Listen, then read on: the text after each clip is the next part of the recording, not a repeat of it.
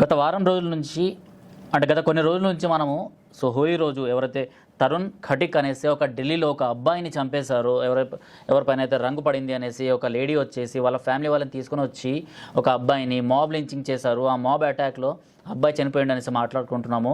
అదే తరుణంలో ఇంకొక ఇన్సిడెంట్ కూడా జరిగింది. ఆ ఇన్సిడెంట్ గురించి కూడా కొంతమంది సోషల్ మీడియాలో మాట్లాడుకుంటున్నారు. అండ్ చాలామంది దీని గురించి ఎందుకు మాట్లాడలేదు అనేసి ప్రస్తావిస్తున్నారు, క్వశ్చన్ చేస్తున్నారు అనమాట.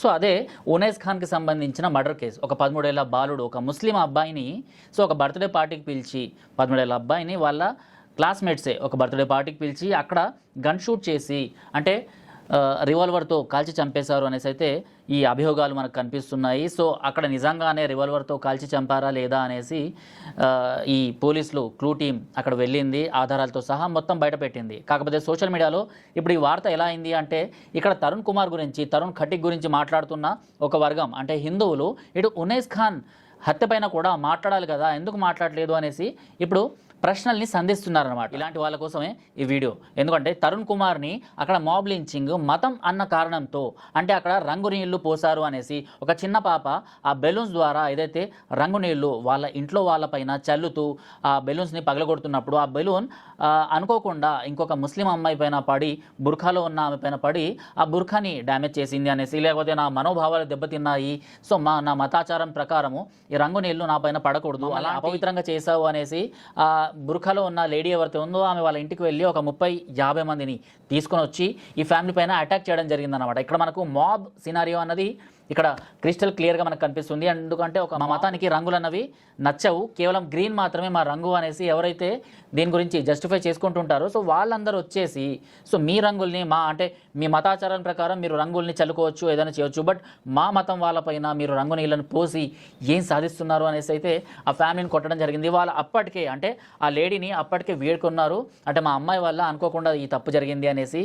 ఆయన కూడా ఆమె వినకుండా వాళ్ళ ఇంటికి వెళ్ళి ఆ తర్వాత ఈ అటాక్ అయితే ప్రీ ప్లాన్డ్గా మనకు కనిపిస్తుంది. మాబ్ అటాక్ జరుగుతున్నప్పుడు ఈ తరుణ్ ఖటిక్ అనేసి అబ్బాయి ఎవరైతే ఉన్నాడో దళిత సమాజానికి సంబంధించిన అబ్బాయి, ఆ అబ్బాయి వేరే దగ్గర ఈ రంగులోత్సవం అంటే హోలీ సెలబ్రేషన్స్ కంప్లీట్ చేసుకొని ఇంటికి వస్తున్న తరుణంలో సో ఇతను కూడా అదే ఫ్యామిలీకి సంబంధించిన వాడు కదా అనేసి అతన్ని పట్టుకొని చిత్రహింసలకు గురి చేసి అతన్ని చంపేసిన తర్వాత కూడా అంటే సజీవంగా ఉన్నప్పుడు కొన ప్రాణాలతో కొట్టుమిట్టాడుతున్నప్పుడు కూడా చెస్ట్ పైన ఒక బండరాయిని తీసుకొచ్చి మోదారనమాట. అంటే బండరాయిని తీసుకొచ్చి అతని చెస్ట్ పైన వేయడం జరిగింది. దానివల్ల ఈ ఇంటర్నల్ రక్తస్రావం అన్నది చాలా ఎక్కువగా అయింది. సో దానివల్ల ఇతను చనిపోవడం జరిగిందన్నమాట. హాస్పిటల్ తీసుకెళ్ళిన తర్వాత అతను చనిపోవడం జరిగింది. సో ఇదంతా ఇటు ఈ వర్గం వారు ఒక వర్గం పైన అంటే హిందువుల పైన ముస్లిమ్స్ ఇది చేశారు అనేసి మనకు క్లియర్గా కనిపిస్తుంది.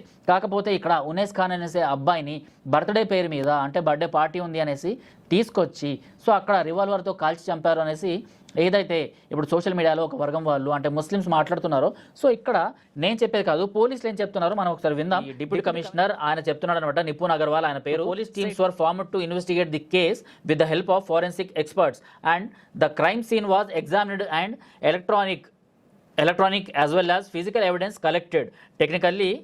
సో ఈయన 2 టీమ్స్ని ఇక్కడ పంపించాడు. సో వాళ్ళు ఫోరెన్సిక్ రిపోర్ట్స్ ఇవన్నీ తీసుకొని వచ్చి వాళ్ళు అక్కడ ఎగ్జామ్ చేశారు. సో వాళ్ళు ఏం చెప్పారంటే 2 days after 13-year-old Unais Khan was killed in accidental firing at friends birthday party.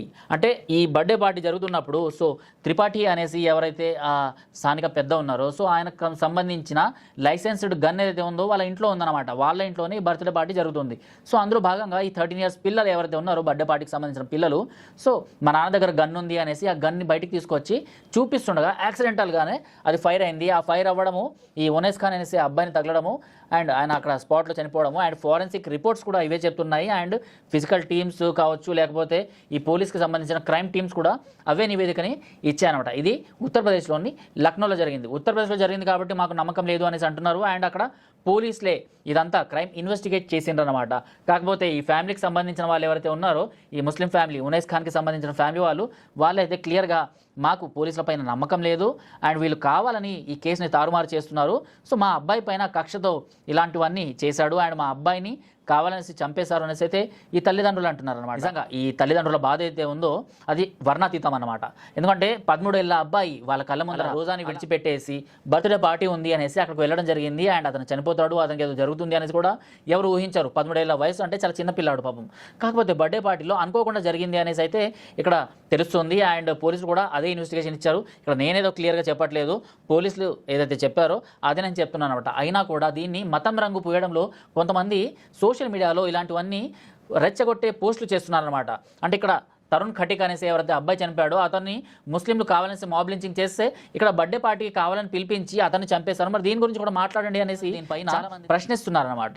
So ఒక జర్నలిస్ట్గా నేను చెప్పేది ఏంటంటే ఇక్కడ ఏదైతే మాబ్ లించింగ్ మనకు కళ్ళకు కట్టినట్టు కనిపిస్తుందో దాన్ని మాత్రము మీరు నివేదించకుండా దానిపైన మాత్రం మీరేం మాట్లాడకుండా ఇక్కడ మా అబ్బాయి కూడా చనిపోయాడు, మా మతం వాళ్ళు కూడా చనిపోయారు అనేసి ఏదైతే చిన్న పిల్లలు వాళ్ళ మధ్యలో వాళ్ళు ఆడుకునేటప్పుడు ఆ రివాల్వర్ను చూసే ఒక ఉత్సాహంలో ఆ బుల్లెట్ ఫైర్ అయింది అనేసి పోలీసులు చెప్తున్నా కూడా మీకు అర్థం కాకుండా ఇలాంటి రెచ్చగొట్టే వ్యాఖ్యలు చేస్తున్నారు, ఇలా రెచ్చగొట్టే పోస్టులు చేస్తున్నారు. సో ఇది ఈ తరుణ్ ఖటిక్ అండ్ ఉనేస్ ఖాన్కి సంబంధించిన మధ్య ఉన్న డిఫరెన్స్ అన్నమాట. సో రెండు హత్యలు నిజంగా జరిగి ఉండాల్సింది కాదు, మతం కోణంలోనే రెండింటిని చూస్తున్నాము అంటే ఎస్ ఒకటి ఈ తరుణ్ ఏదైతే కేసు ఉందో అది మతం కోణంలో జరిగింది. కాకపోతే రెండో అబ్బాయికి వాళ్ళ ఈ టీం మెంబర్స్ ఎవరైతే ఉన్నారో వాళ్ళ క్లాస్మేట్స్ ఎవరైతే ఉన్నారో అతనితో ఎలాంటి డిస్ప్యూట్స్ లేవు, ఎలాంటి గొడవలు కూడా లేవు అనేసి ఈ పోలీస్ అధికారులే తేల్చి చెప్పిన తర్వాత ఆ ఫ్యామిలీ వాళ్ళు కూడా తేల్చి చెప్పిన తర్వాత ఈ కేసుకి వేరే రంగును పూసి సో దీన్ని మతం ఆధారంగానే అలానే చూడాలి అనేసి ఎవరైతే చెప్తున్నారో, ఎవరైతే సోషల్ మీడియాలో దీనిపైన రెచ్చగొట్టే వ్యాఖ్యలు చేస్తున్నారో, పోస్టులు చేస్తున్నారో సో వీళ్ళ గురించి ఏమనాలో మీరే ఒకసారి కామెంట్ బాక్స్లో చెప్పండి. జై భారత్.